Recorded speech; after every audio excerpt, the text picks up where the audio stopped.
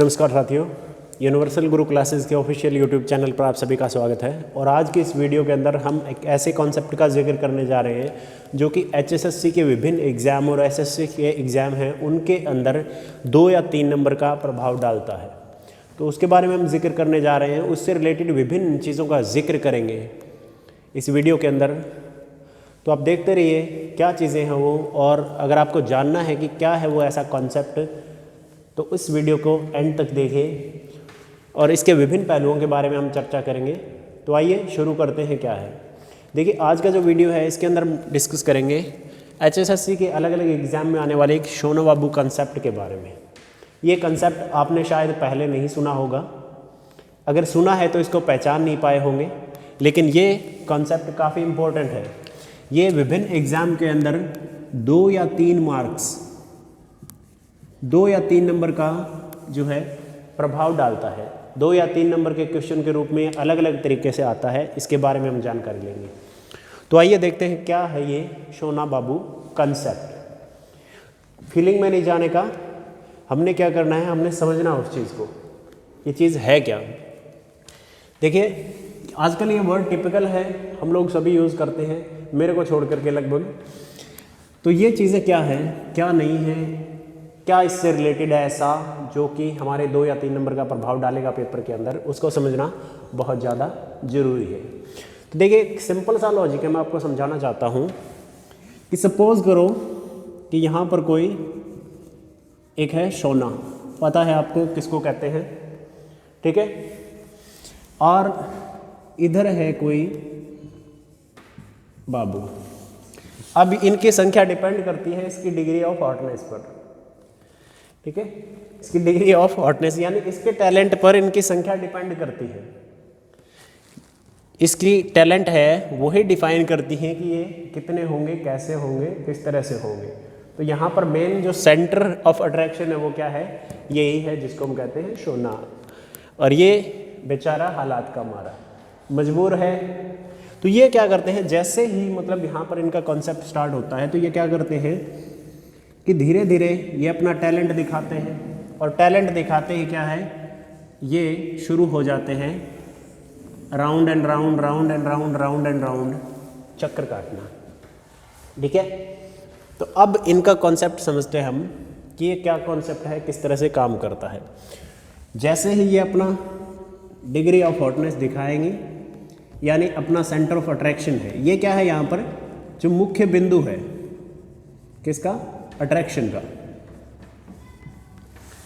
ठीक है, और ये इसके अट्रैक्शन के प्रभाव में आते हैं, ठीक है। अब इनकी संख्या डिपेंड करती है इनके ऊपर कितने हो सकते हैं, 1, 2, 10 या 12 कितने हैंडल कर सकते हैं।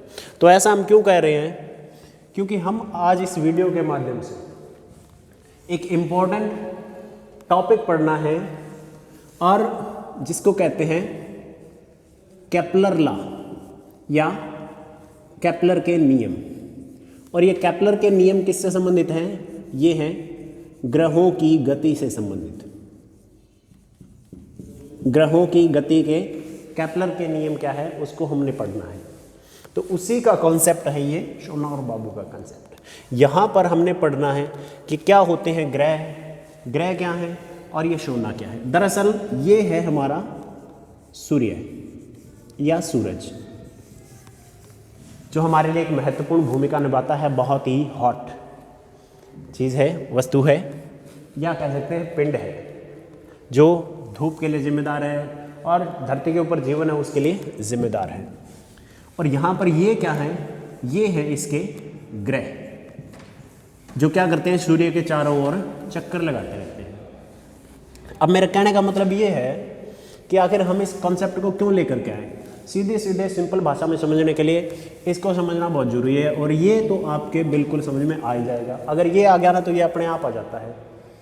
अब इसमें ऐसा क्या है, क्या ये ऐसा कंसेप्ट है, और केपलर ने क्या कहा था, केपलर ने ये कहा था कि सूर्य जो है वो हमारे ब्रह्मांड के अंदर, हमारी आकाशगंगा है उसका एक मुख्य हिस्सा है, और उसके बाहर जो उसके बाबू हैं, उसके बाबू कौन है, उसके ग्रह, वो क्या करते हैं, चक्कर लगाते हैं, अब ये चक्कर लगाते हैं, तो चक्कर किस में लगाते हैं? चक्कर इनका जो ये पथ है ये क्या है? एक एलिप्टिकल पथ है, एक एलिप्टिकल दीर्घवृत्ताकार रास्ता है। एलिप्टिकल यानी दीर्घवृत्ताकार कक्षा में चक्कर लगाते हैं, किसके बाहर? सोना यानी सूर्य के बाहर। कौन? बाबू यानी ग्रह। अब इनकी संख्या अलग अलग है। अगर हम बात करें तो पहले हमारा सोना यानी जो सूर्य था, जो है अब भी, उसका इतना टैलेंट था कि पहले धीरे धीरे करके इसने 9 बाबू बना रखे थे। लेकिन फिर वही बात, ये दुनिया बहुत जालिम है, इसको कुछ भी फुटिया को नहीं सुहाता। इन्होंने क्या करा, इस 9 में से एक बाबू है जिसका नाम क्या था? प्लूटो। उस प्लूटो को क्या कर दिया? उस प्लूटो को कर दिया बाहर। तो अब पीछे इसके कितने बाबू बच रहे हैं? वो 8 बच रहे हैं। यानी ग्रह कितने बच रहे हैं? 8 बच रहे हैं। इसको बाहर कर दिया तो अब ग्रह कितने बचे? 8 बचे। और वो 8 ग्रह क्या करते हैं? एलिप्टिकल पाथ पर सूर्य के बाहर चक्कर लगाते हैं। अब इससे संबंधित क्या बात है केपलर के नियम की? वो बात ये है कि पहली बात इसके चक्कर लगाने से संबंधित थी कि एलिप्टिकल पाथ पर चक्कर लगाते हैं। दूसरी बात, अगर हम बात करते हैं कि जैसे यहाँ से कोई रिएक्शन मिलता है इनको, तो ये क्या करते हैं? पहले तो दूर से होते हैं। जब दूर होते हैं, दूरियाँ होती हैं, और दूरियाँ होती हैं तो क्या है? ये चक्कर क्या है? धीरे धीरे लगाते हैं। जब दूरी होती है तो ये धीरे धीरे चक्कर लगाते हैं। जैसे ही इनके बीच में नज़दीकियाँ बनती हैं तो ये क्या है? इनके चक्कर लगाने की गति है वो तेज हो जाती है। ठीक है, कहने का मतलब समझे कि सूर्य के बाहर जो ग्रह है, जो जितना नज़दीक है वो उतना जल्दी क्या करेगा? सूर्य के बाहर अपना चक्कर पूरा कर लेगा। और जो जितना दूर है वो क्या करेगा? उसका जो टाइम पीरियड है चक्कर लगाने का वो क्या होगा? उतना ही देर से पूरा होगा। तो सूर्य के अगर हम सबसे नज़दीक वाले जो बाबू हैं अगर उनकी बात करें हम, तो वो कौन सा है? बुध ग्रह। और सबसे लास्ट में देखें तो कौन है? सबसे लास्ट में कौन है? सबसे लास्ट में है नेपच्यून। नेपच्यून जो ग्रह है वो सूर्य के सबसे दूर स्थित है। तो इनके चक्कर लगाने की गति, ये थोड़ा नज़दीक है इसका, तो इसके चक्कर लगाने की गति तेज है और ये जल्दी ही चक्कर लगा लेता है इसके अराउंड, क्योंकि ये तो इसके आसपास का ही है, इसलिए जल्दी जल्दी चक्कर काटता रहता है बेचारा। और ये रहता थोड़ा दूर। अब दूर रहता है, आने जाने का टाइम लगता है, तो यहाँ पर क्या है? सूर्य के चारों ओर चक्कर लगाने में इसको अपना टाइम लगता है। तो अगर हम बात करते हैं इसकी फर्दर कि ये चक्कर लगाने की, ये गति करने की जो प्रक्रिया है वो किस पर डिपेंड करती है? जो चक्कर लगाने का जो तरीका है, सूर्य के बाहर जो एक चक्कर लगाता है कोई ग्रह अपना, तो उसको कहा जाता है उसका परिक्रमण काल। जो चक्कर लगाने का समय है उसको क्या कहते हैं? उसको कहते हैं परिक्रमण काल।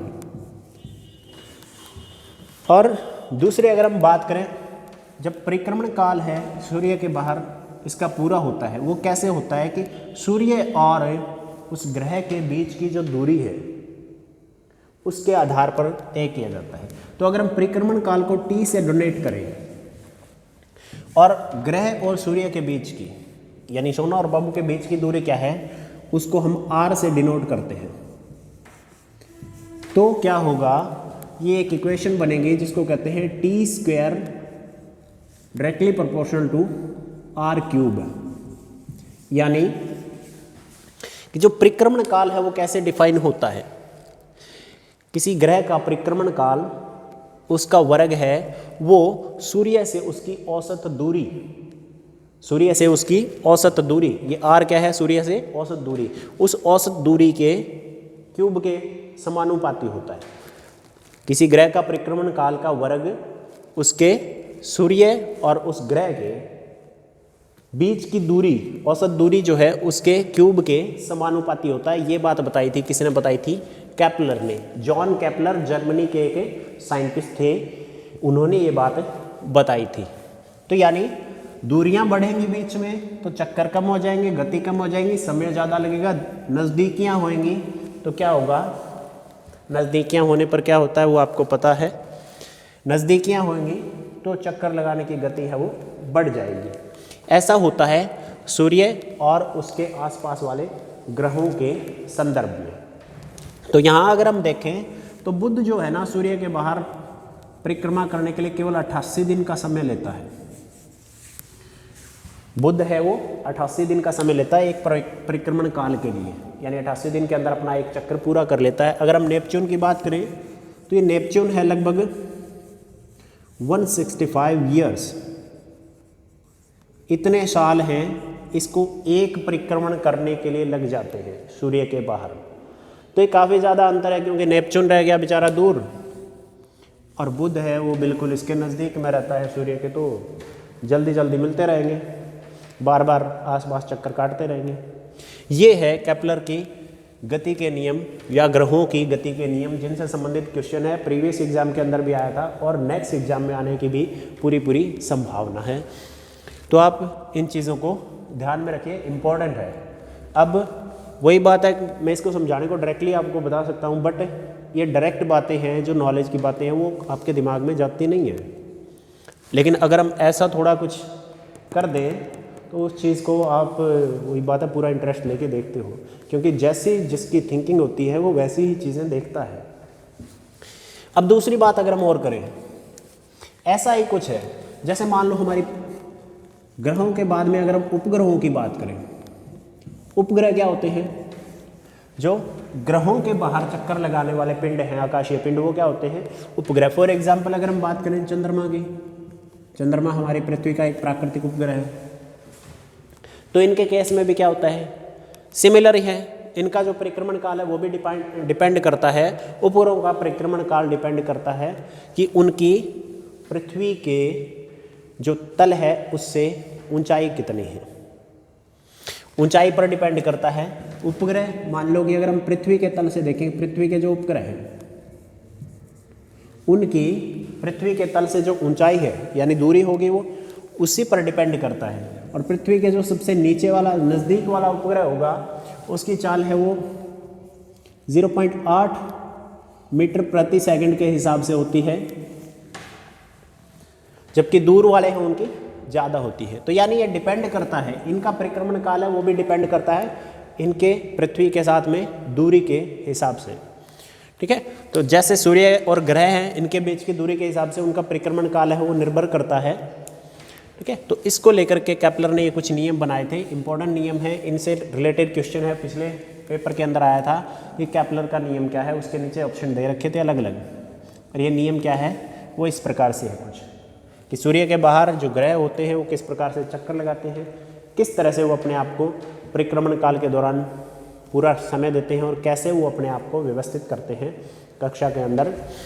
उनके बीच में क्या है कि फोर्स ऑफ अट्रैक्शन है, ग्रेविटेशनल फोर्स, गुरुत्वाकर्षण जो बल होता है वो लागू होता है, और उसी के अनुसार वो अपनी कक्षा में चक्कर लगाते रहते हैं एलिप्टिकल पाथ पर।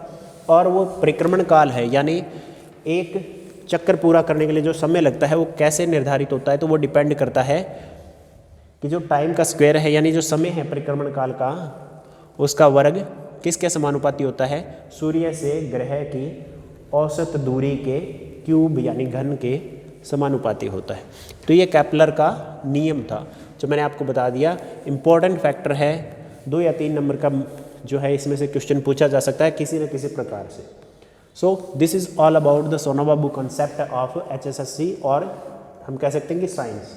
केपलर का नियम यही है, इससे ज़्यादा इसमें और कुछ नहीं है। इसी से रिलेटेड क्वेश्चन है वो पूछे जा सकते हैं आपसे। ऐसे ही नेक्स्ट वीडियो जो हम और लेकर के आते रहेंगे आपके लिए, तब तक के लिए जुड़े रहिए। Have a nice day. जय हिंद।